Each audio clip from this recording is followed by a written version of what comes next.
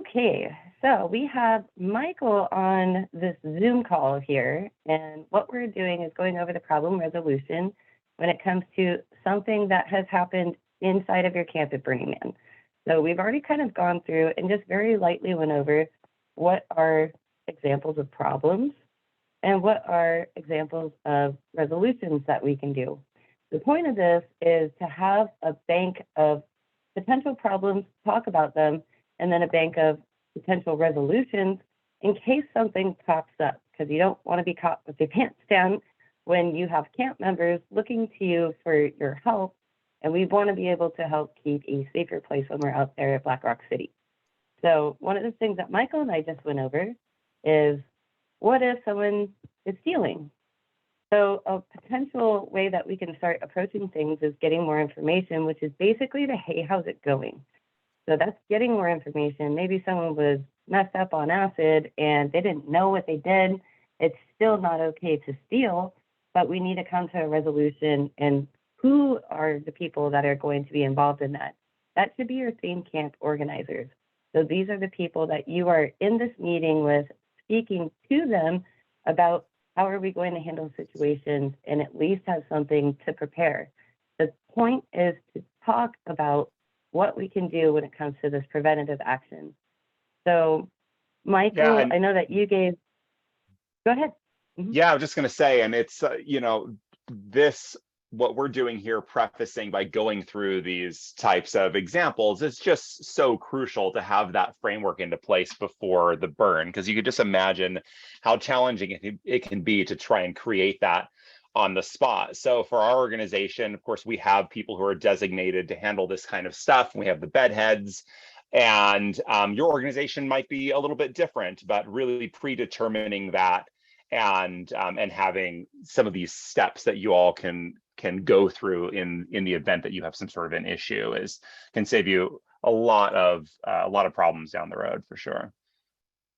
Yeah, totally. Thank you for that, Michael. And like, when it comes to having the discourse, look at how simple this page is. It's titled Problem Resolution. We're going through problems, we're talking about resolutions, and then we're going to actually write up what the final and formal document looks like. So this is something where we are going to have an open discussion on the hard topics. So a tier 2 to 3 consent accusation. So tier 1 would be like a low level teachable moment, like someone touching shoulders, how we had in the previous video. A tier 2 might be, hey, this person has been groping me and we have enlisted a friend to help us out, and this person still isn't being teachable. So we're almost getting to the point of, do we need removal? It's before getting a ranger, and it's involving your leads on, hey, what do we do? So with a tier 2 to 3 level consent accusation, Michael, what would be an example of that? Of an accusation itself, well, outside of the one we've already placed there of stealing, or are you wanting to cover that one in particular? Yeah, and this one would be more so sexually. Mm-hmm.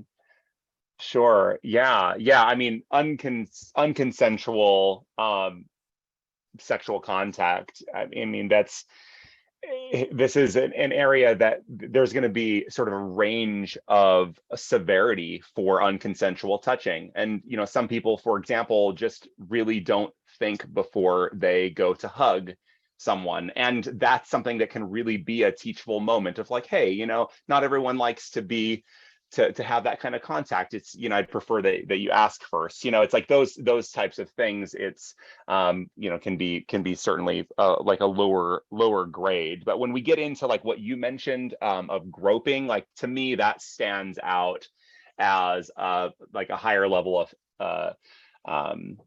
a higher level consent violation, and that's really what the point of those tiers are, is to try and separate these things out so that you have some path that you can take based on on how severe it is. So I feel like that mention of groping, I mean, to me that stands out as like an unwanted, kind of an escalated, more serious unwanted physical contact. Sure. Yeah, and I mean, as a resolution in the past, like if there is groping going on, like they know that we are a very touchy, huggy group when it comes to burners. And a lot of people, like maybe within their camp, there's standing consent, like, oh, you can smack my ass anytime. And then you take that somewhere else where you don't have that standing consent. Mhm. It might be a shocker when someone like turns around and they're like, you can't do that out here. Oh, I thought Burning Man was like this free love place. So giving someone who is a groper a teachable moment and they do it again, that's where I feel it gets into a tier 3. Someone needs to either remove them or there needs to be a camp meeting on this person's behavior. Because the whole goal is to change behavior. It's not to just remove people, but there has to be some boundaries when it comes to things like groping. And here's the scary word. What if there's a rape? And no one was there to see what happened because it was inside of a tent. Both parties were fucked up. Like, what do you do from there? Like, this is a really hard conversation. And this is where nobody knows the answers. If someone says that they've been raped, for one, I just believe them. When it comes to making an accusation about one of your campmates, saying this person raped me, and you say, I believe you, then it's what do you do as leaders? It's a very hard conversation. So, what's the first thing that comes to your mind, Michael? Well, you just kind of said it in the word of it being a hard conversation. And the reality is that the first thing is a conversation. And I think that that's regardless of what the violation is, it is checking with both parties and asking them if they would like to talk about what has happened. And of course, that's something that they have to consent to, wanting to have that discussion. And so I think conversation, talking to both people, it's like our standard line, hey, how's it going? Just really it's a conversation opener to find out what's happening and what people are feeling and what they've experienced. So I think that's finding out if both parties are open to that conversation, I think is a first step. Yeah, and like realistically leaning towards victims, if they don't want to talk about it, like that should be the one that kind of gets more attention and like going into whatever their wishes are, where there might be someone that doesn't want to talk about it anymore, or they Mhm. don't want to go to EMS or do a rape kit, and it's completely up to the victim. So when we're dealing with some rape or like molestation, it gets really, really difficult to know, like, okay, like I wasn't in here, we didn't know the situation. Is this something, yada, yada, yada. There's 1,000 excuses where usually if someone is coming to you about this, it's because it happened. There's a lot of people that have that argument of like, oh, there could be someone that doesn't like this other person, they're after them. People don't typically go to rape. And if someone does use rape as the means to get somebody in trouble, that is a sexual discretion. That is crossing the lines, and that is past a teachable moment. That's intentionally harming someone. But with this situation here, when it comes to like a bank of resolutions that we can have, one thing could be like you have to pack up and get out of camp. So it's Mhm. not removal of by a ranger, but it's removal by votes from your TCOs or the leaders of your camp, where like this person can no longer be here because of this, and you have to find somewhere else to go. And if you talk about why you had to go, you might not be very welcome other places. So it's holding accountability when someone has gone through the yellow light instead of stopping to think about who they were potentially hurting. So do you feel like this would be a decent resolution for something like rape? Yeah, absolutely. I mean, I think that it's one of the most difficult situations that a group can have to handle in having those conversations and determining those steps. And I think, like you mentioned, you have an organization, or you have individuals in that organization who are meant to handle that task, and as you said, they would obviously be voting on this based on that situation. So you're going through the process, you're having the conversations, you're finding out what happened. And when you have something that's really a severe violation like that, I think it's a reasonable conclusion for a camp to come up with that that's how they're going to handle that kind of situation. I also think that that it makes sense to be when you have something that it is clearly very illegal and an assault that took place. I think that there's some question there as to just having the conversation with the victim about what their options are and whether they would like to choose speaking to law enforcement.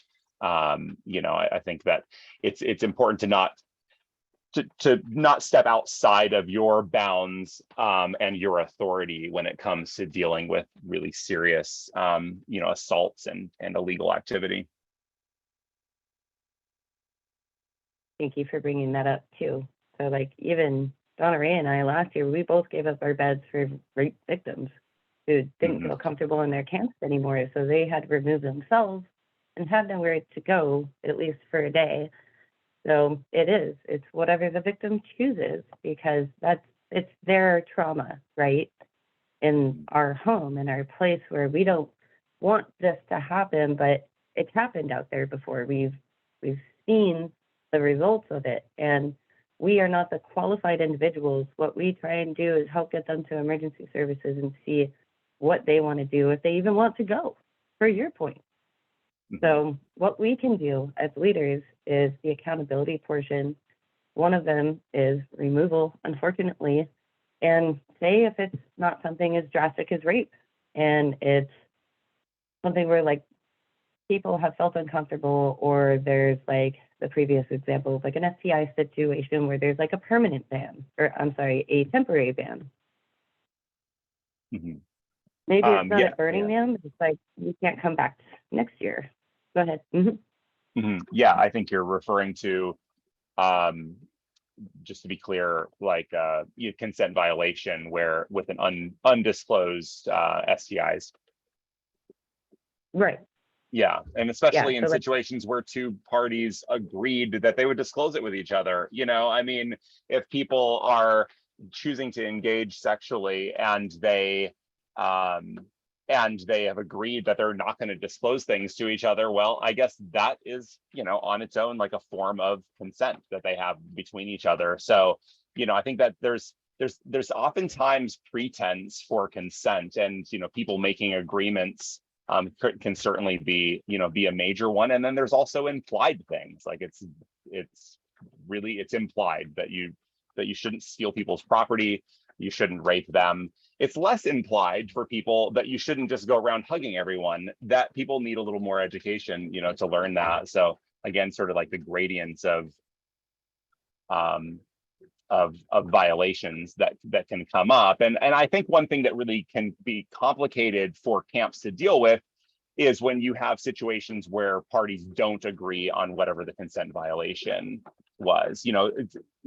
Stepping back from the example of rape, I mean, just in the other various things that can come up, issues where there is not an agreement upon what happened, I think is really challenging. But sometimes people immediately say, yeah, this is something I did wrong. I messed up in whatever case this was. And that might be leading towards a teachable, situation that's not such an intense violation that it needs to result in them being removed from the camp. So there's a lot of nuance there, and I think that's the purpose of running through this exercise. Yeah, exactly. Like it doesn't feel good, right? Because it means that someone that we've trusted has done something that we dislike. So one of the things that we should be able to have is incident reports. So with the incident reports, we'll start with this one first. We should be able to go through and see how we've designed ours at BED is over the 11 principles, including consent. So that way there's documentation. And if there's one person whose name keeps popping up, then we should really be looking and reaching out to that person. What we have also done is we have created a different incident report in case it was with leadership. So with this incident report, the standard one, it would go to all of our TCOs. We call ourselves bed heads. and the theme camp organizers, the leaders of your camp. But say if there's an issue with the leader of your camp, then what do? You don't want them reading this incident report. So assigning somebody else to be that person, if there's problems amongst the leadership team, we have put down, my name's on here. If someone has a complaint against me, it goes to somebody else. And then that person can reach out to us. So it should be someone that is able to approach the leadership team and talk about some of these issues, because if there's something going on wrong in leadership, there should be able to have a way that where there's like transgressions that need to be heard and not seen by the person that did it. Yeah, those checks and balances built in are really important. Yeah. So this is kind of like the harder part of this meeting that you're going to do, and it could even elicit like its own hour. But when you take the feedback from your theme camp organizers, what you want to do is take the feedback after you've gone through a little bit more, like what are some common problems and what are some common solutions.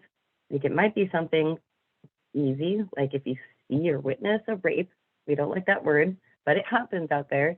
You pack up your things and you are out of this camp now. And then maybe, like, who knows, it's up to the victim if they want law enforcement involved in this with police reports or rape kits. It's something that we do need to talk about because it has gone on in the past. So how can we prevent this in the future?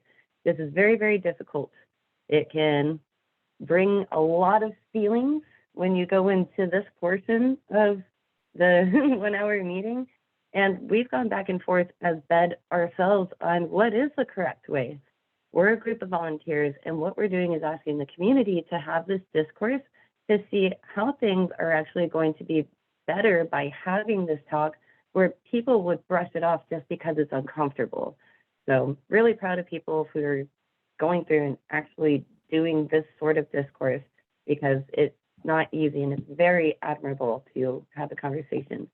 Especially with you, Michael, because you're doing it right now with us. Yeah. Thanks for saying that. And I think that it really shines a light on just how much there's a possibility of prevention. And I mean, realizing that, for example, just focusing again on one of these most extreme violations of rape, not every person who commits rape is a sociopath, which means that there are situations in which you can commit a rape that could have been avoidable with better practices. For example, when it comes to being under the influence and understanding that, the danger of engaging in sexual relations with, while under the influence. And that's where you start to realize that really serious consent violations with serious consequences for the victim, as well as, for the person who committed this, these things can be prevented through education and through conversation and having it be an awareness that people have. And so that's why we're going around and having these conversations. Great.